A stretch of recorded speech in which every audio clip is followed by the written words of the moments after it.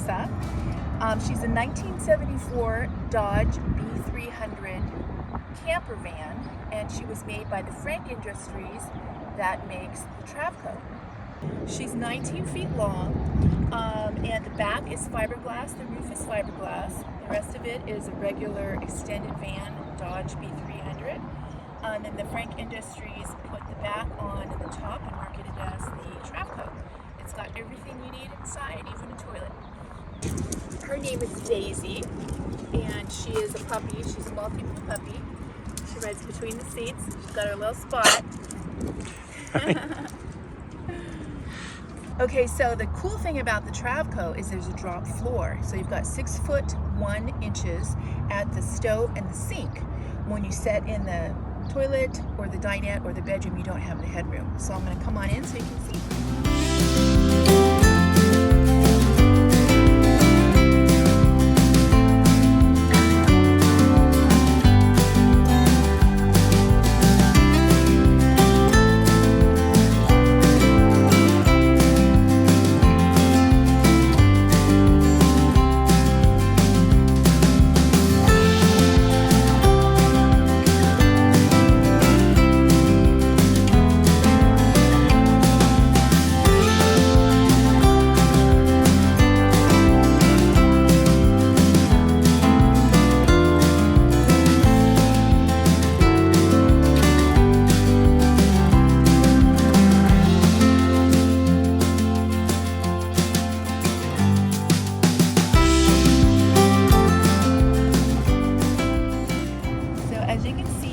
There's 6 foot 1 inches of room here.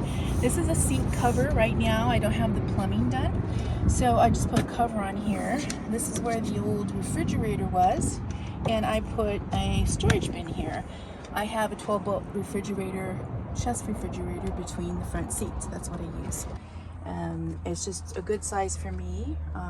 It's 12 volt. It plugs into the cigarette lighter. This is the original cabinet. I have storage. I have my dish pan under here until I get the sink running. I put this wood on here because I think it's really pretty.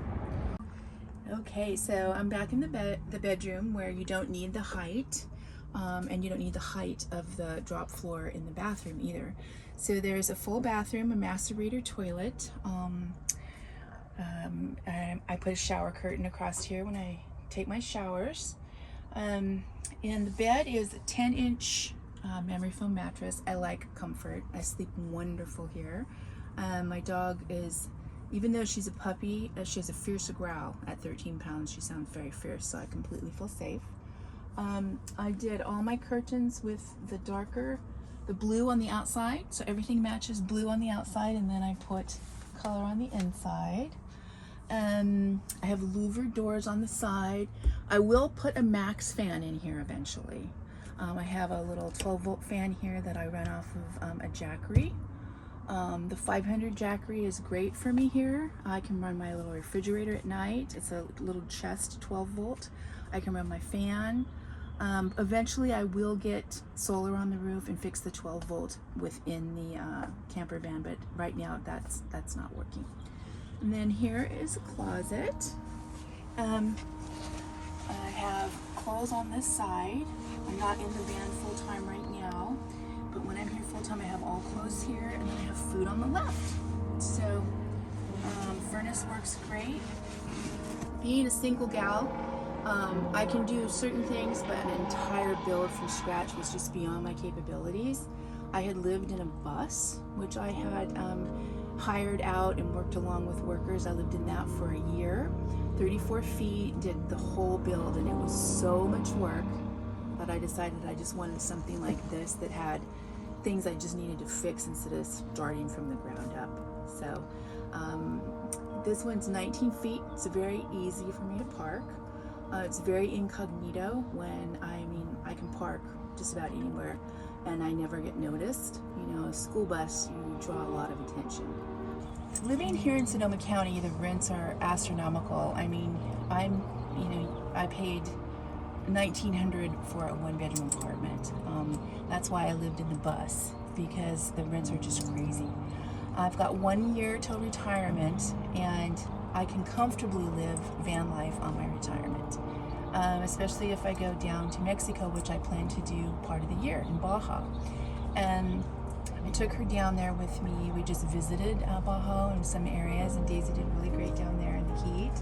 She's a great traveling dog. So I plan to be full-time in a year when I turn 62, and I just want to just explore and live comfortably on my retirement. The van has a 360. It's the largest small block that there is. It's not a big block. So the 360, I have a lot of power on hills. I don't like to drive her more than 65 because the gas gauge just goes like that. Get about 14 miles to the gallon, which I think is about standard. A lot of the Mercedes and those get about that much. So I like to drive her at about 65. If the wind hits her and I'm going any faster than 65, it's not a fun thing. She rocks the world, and I don't like that. I started following Chrome and his dog, Cruzy. And when I watch it, Daisy, she's got a crush on Cruz. She watches him. And I've gained a lot of information from Chrome on where to park, so that you don't get that knock. It's invaluable. I suggest everybody watch his channel because he really gives you really usable information. You know, it's there's a glamorous side when you're in a really great location, but face it, most of the time you're not in the great locations. So when you're in urban areas, the tips on Van Life Vancity are great for that. And I'm really looking forward to retiring and being full-time. It's going to be really a blast.